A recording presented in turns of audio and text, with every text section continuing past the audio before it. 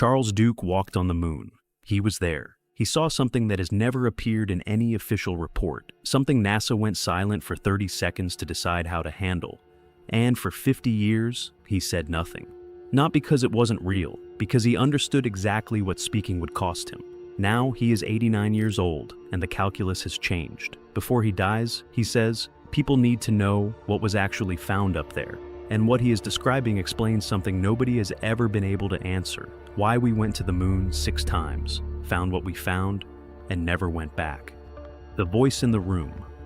On July 20th, 1969, Charles Duke was the most important voice on Earth. He was 33 years old, a United States Air Force test pilot, selected from thousands of candidates, razor sharp and unshakable. NASA didn't choose him for the lunar program, despite his composure under pressure. They chose him because of it. When the moment came, he was the Capcom, the single voice connecting mission control in Houston to the 2 men descending toward a world no human had ever touched. The entire planet was listening. Hundreds of millions of people across every continent, watching on black and white televisions, holding their breath. And it was Charles Duke's voice, cool, dry, completely steady, that told them it had happened. He told the crew that a bunch of guys in Houston had been about to turn blue, that they were breathing again, and thanked them. Cool, dry, completely steady. Here's what that tells you about the man. Facts were his language. Precision was his religion. He was not someone who exaggerated. He was not someone who imagined things. He was selected for the lunar program exactly because under any pressure, in any situation,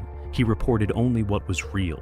3 years later, he walked on the moon himself, and what he found there, what he reported, what was ignored, what was buried, is what he is determined to place on. The record before, he no longer can.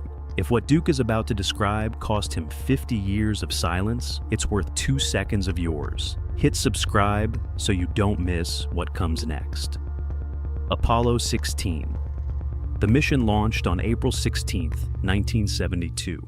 Duke and Commander John Young descended to the Descartes Highlands on April 21st, one of the most geologically complex landing sites in the entire Apollo program. Scientists believe the region held ancient volcanic origins, a rugged, cratered landscape untouched for billions of years. They stayed 71 hours. They drove the lunar rover across terrain no human eyes had ever seen. They ran every experiment on the checklist. They collected 95 kilograms of samples from craters and ridgelines, more than any prior mission. When they returned to Earth, NASA's official assessment was unambiguous. Every objective met, every box checked. The crew had performed flawlessly. Apollo 16 was cited as one of the most successful missions in the entire program. Duke has never disputed that assessment. What he disputes is what it left out. Stop and think about what that means. A mission NASA called perfect. Flawless, exceptional. And the man who was actually on the surface says the official record doesn't contain everything that happened, that the version history received was edited, deliberately, by people who decided the full account was not something the public was ready to hold. Duke has spent 50 years knowing what those edits removed. He is 89 now, and he is done staying quiet. The structures, 6 kilometers from the lunar module, on the far side of a ridge where Earth wasn't even visible in the sky above them, the mission changed. It was routine geological sample collection, the kind of methodical work you run on near autopilot, hands moving through the checklist, mind drifting, boots crunching on the regolith in the absolute silence of a world without atmosphere. Duke has described those stretches as almost meditative. After days on the surface, you stop fighting the alien quality of it. You stop trying to map it onto anything familiar. You just move. You just exist inside the stillness, and the stillness wraps around you like something physical. The crunch of boots on regolith, the soft hiss of the life support system cycling behind your ears, the faint crackle of an open radio channel carrying only static from 240,000 miles away. This is the part NASA never put in the mission summary. Then Duke looked toward the horizon, and everything stopped. Something was wrong with the shapes. Here's what you need to understand about the moon. Everything on it is random. Craters, boulders, rubble fields. The product of billions of years of meteorite impacts, governed entirely by chaos and deep time. Nothing has clean edges. Nothing repeats. Nothing lines up. That is not an interpretation. That is the geology. The moon is chaos made solid, and it has been that way since before complex life existed on Earth. What Duke saw on that horizon had edges, deliberate geometry, lines too straight, angles too uniform, too purposeful to be accidental, too consistent to be natural. Not the rounded randomness of impact sculpted rock. Something else? He called it out to Young without hesitation. Young stopped the rover immediately. He saw it too. They drove closer, slowly, the rover kicking up fine gray dust that hung suspended in the airless vacuum before settling back to the surface like powder through stillness. Neither of them spoke. The radio was open, but silent. Just breathing, just the crackle of an open channel going nowhere. Duke has said that in that approach, he and Young didn't need to discuss what they were looking at. The shapes were doing the communicating. Every meter they covered made the sight harder to explain away. And neither of them tried. There was nothing to try with. As they closed the final distance, the shapes resolved into something that made every hour of training, every mission briefing, every confident assumption about what the moon was supposed to contain completely irrelevant. A wall, or the remnant of a foundation. Angular, constructed from large blocks, coated in a thick layer of lunar dust accumulated over an incomprehensible span of time, but unmistakably, undeniably constructed. Not carved by impacts, not formed by volcanic forces, not the product of any geological process they had ever been briefed on. Built, deliberately and purposefully built, by something with intelligence and intent. Duke has estimated it stretched roughly 100 meters in length and disappeared beneath the regolith at both ends, as though the moon had slowly swallowed it across eons. Like they were seeing the exposed spine of something vastly larger buried underneath them. The scale of it, Duke has said, was impossible to absorb quickly. Your mind runs through every available alternative. A trick of the light, unusual geology, visor, distortion. Your training insists there is a rational explanation because everything in your training was built on the assumption that there would always be one. At close range, there was no rational explanation. Duke keyed his radio. He described what they were seeing in clear, precise language. The language of a test pilot, the language of a man whose entire career was built on communicating technical observations under pressure. He reported a geometric formation, stated it was not natural in origin,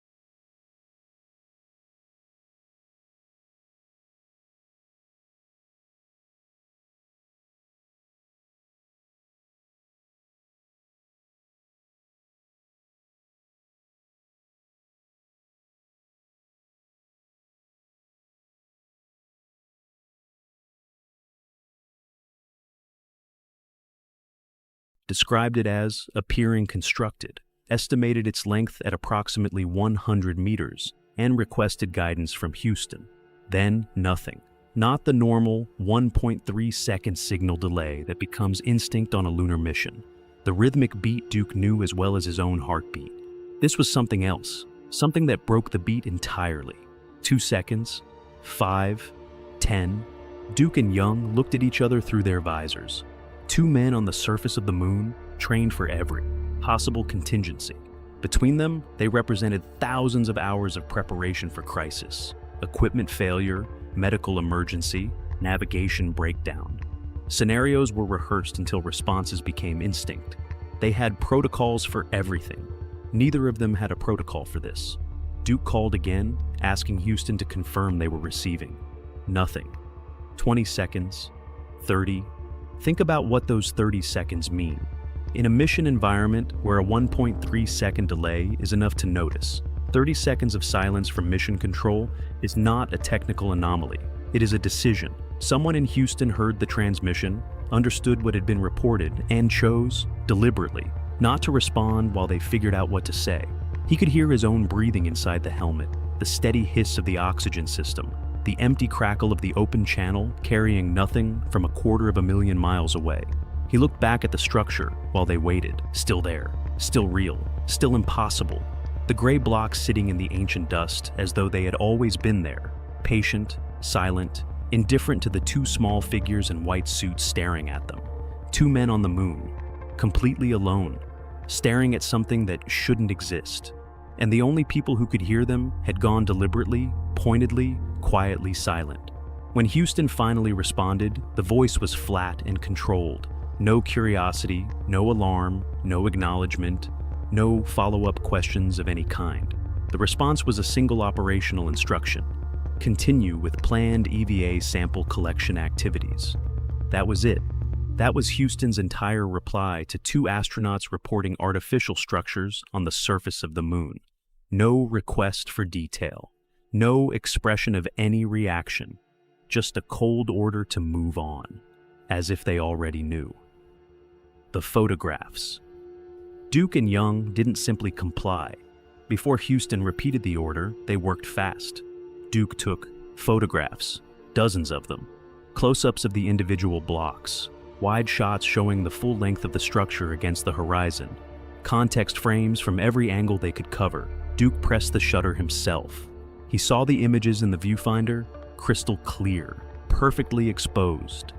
Everything exactly as it appeared to his eyes on the surface. Those photographs have never been released, not one. Over the decades since, Duke has asked NASA about them repeatedly, formally, informally, through colleagues, through official channels. The answers have never been consistent. Classified for technical reasons, lost during archival transfer, image quality too degraded for public release. Each answer different from the last. None of them satisfying to a man who was standing right there, who pressed the shutter with his own gloved hands, who saw the results in the camera. Duke has described his reaction to those non-answers as barely contained fury. He says with complete certainty, those photographs are in a vault somewhere, intact, clear, and deliberately kept from the public for over 50 years. Here's the part that doesn't let you sleep. The structures themselves are not the most disturbing element of what Duke found. It's their age. In a 2019 interview, Duke was asked directly whether the structures looked recent. He was sitting in a chair, 87 years old, and he shook his head slowly before answering. He described them as profoundly eroded, worn in ways that demand explanation. Because on the moon, there is no wind, no rain, no weather of any kind, no mechanism by which surface structures should erode at all, in any time frame that makes ordinary sense.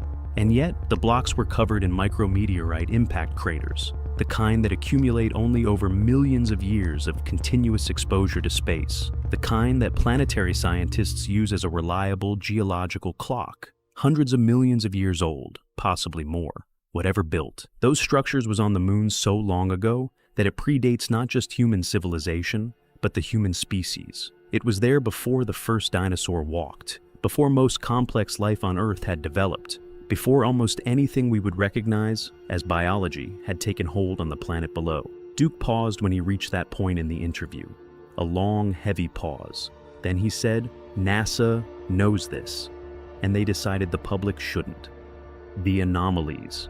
The structures were the physical discovery, the photographed, reported, deliberately suppressed evidence. But they weren't the only thing wrong with that mission. Go back and watch the unedited Apollo 16 footage, not the highlight reels, the full uncut surface recordings. There are moments that appear in no official summary, moments where Duke goes completely still mid-sentence, mid-step, and stares at something outside the camera's frame, something the lens never finds. In those moments, John Young's voice comes through, on the recording, audibly tight, asking Duke if he is all right. There is a pause that runs longer than it should. Then Duke responds, barely audible, saying he is fine and that he is just looking. His voice carries the sound of a man trying to process something his training gave him no framework for. The transcripts do not explain what he was looking at. The post-mission reports do not mention it. Beyond those moments, Duke has described two specific anomalies he experienced consistently on the surface. The first was the light. Sunlight on the moon should be pure white. No atmosphere means no scattering, no spectrum separation. That's textbook physics, part of every astronaut's basic briefing. But on the surface, Duke saw blues and purples shifting slowly across the regolith, moving in patterns that matched no equipment reflection or visor artifact he could identify. The light itself was behaving in ways that contradicted the physics of an airless world. The second was sound. On the moon, sound transmission through air is physically impossible. There is no medium for it. What Duke described was not radio feed, not suit vibration.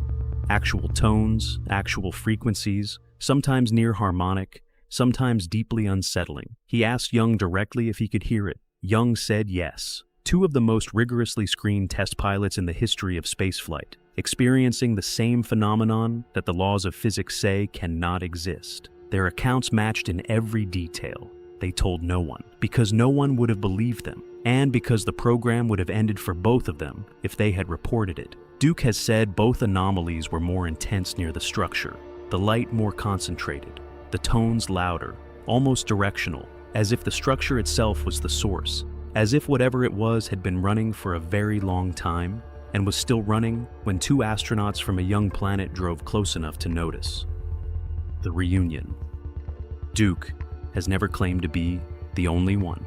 In 2017, most of the surviving Apollo moonwalkers gathered privately. Picture the room. Old men in their 80s, moving slowly, some with the careful deliberateness of men who know their bodies have a timeline, the only living human beings who had stood on the surface of another world.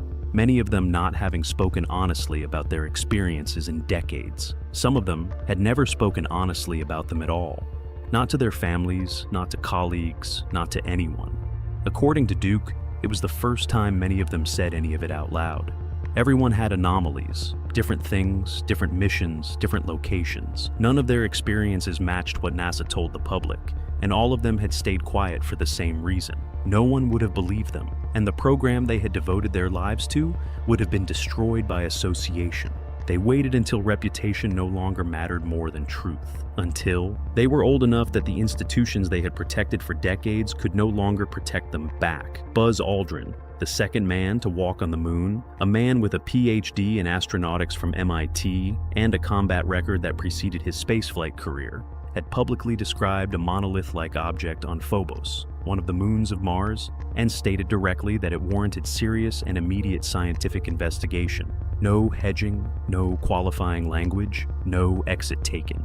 A man who had stood on the lunar surface in the full weight of his credentials, telling the world in plain language that something about the official story was incomplete. Edgar Mitchell came home from the moon, a changed man. You can see it in the photographs taken before and after his mission. Something behind his eyes shifted. In interview after interview, across his final years, he stated plainly that extraterrestrial intelligence is real, and that governments have known it for decades. Reporters leaned forward with softened follow-ups, offering him easier ground. He never took it. He said what he believed, until he died. Al Worden, who orbited the moon during Apollo 15 while Scott and Irwin walked below him, told an interviewer without hesitation that he believed humanity descended from beings who came from somewhere other than Earth. Worden was measured, specific, completely uninterested in performing doubt for the camera's comfort. The interviewer laughed nervously at the directness of it. Worden didn't blink. These were not fringe figures. These were not men unraveling at the edges of old age. These were decorated military officers and PhD-level scientists. Men selected from thousands of candidates who spent their entire careers demonstrating that their judgment could be trusted with humanity's most consequential work. When one moonwalker describes anomalies, you can find reasons to set it aside. When all of them do, independently, across different missions, across different decades without coordination. That is not confusion. That is not collective delusion. That is a pattern, and patterns mean something. The real reason. We stopped in 2023. Someone asked Duke point blank, "Is there a cover-up?" He considered it carefully. Then he described it not as conspiracy, not shadowy men in dark rooms, but as institutional paralysis. NASA has data, photographs, documented observations from multiple missions suggesting the moon is considerably stranger than the dead rock the official narrative describes. Releasing it wouldn't just update a scientific model, it would challenge what people believe about our place in the universe, about whether we are alone, about whether the story of human history is complete. Year after year, decade after decade, they sit on it. Not malice, Duke said, cowardice. But that wasn't the real answer. Because then Duke said the thing that explains the last 50 years in a single breath. At the peak of Apollo, we were not winding down. We were just getting started. Permanent lunar bases were already designed. Missions were already planned. Astronauts were already selected and in training for flights that were never flown. The technology existed, the capability existed, the will existed. And then, in December 1972, after the crew of Apollo 17 lifted off from the lunar surface, it was over. No transition, no replacement program. Just a hard, immediate stop. As if someone had thrown a switch. 12 human beings had walked on another world across 4 years, in the greatest leap of exploration in all of recorded human history. Then, nothing. For half a century. The official explanation, budget cuts, Vietnam, Watergate, is not false. Those pressures were real and documented, but they had been present throughout the entire Apollo program. They were not new in December 1972. They had been navigated continuously without stopping the missions. Something else changed. The real reason, Duke has said, is that the people with decision-making authority looked at what Apollo was finding and recognized they were not prepared to face it publicly. Questions about who built structures on a world we assumed was pristine and uninhabited. Questions about deep time, about intelligence in the solar system predating our own, about whether humanity is as alone as every assumption of modern civilization has always required us to be. It was easier to stop going than to face what was being found. We didn't stop because we ran out of money. We found something up there we weren't ready to face, and 50 years later, we still aren't. The testimony. Charles Duke is 89 years old. He is sitting somewhere right now, in a room, in a chair, at the age his body has become. And he is carrying the knowledge that the most significant thing he ever witnessed has spent 5 decades being treated as though it didn't happen. He was the voice that guided humanity's first steps onto another world. He walked on that world himself 3 years later. He was, by every objective measure, one of the most accomplished and credible human beings of the 20th century. And now, in what he knows may be his final years, he is doing something that would have dismantled everything he built if he had attempted it earlier. He is telling the truth, all of it. In the time he has left, most people in their 80s protect their legacy. They smooth the rough edges, they edit the record toward the version that looks best when the obituaries are written. They make peace with the compromises they made and stop pulling on threads that might unravel them. Legacy protection is the work of old age for most people who have done significant things. Duke is doing the opposite. He walked on the moon. He saw things that appear in no official report. He reported things that were deliberately ignored.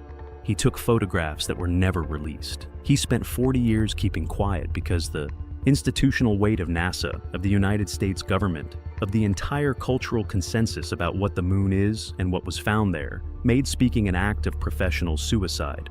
That constraint is gone now.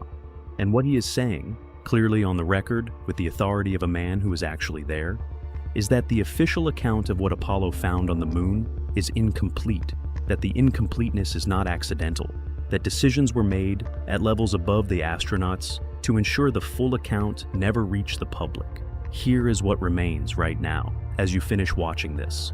The structures are still there. In the Descartes Highlands, exactly where they were on April 21st, 1972.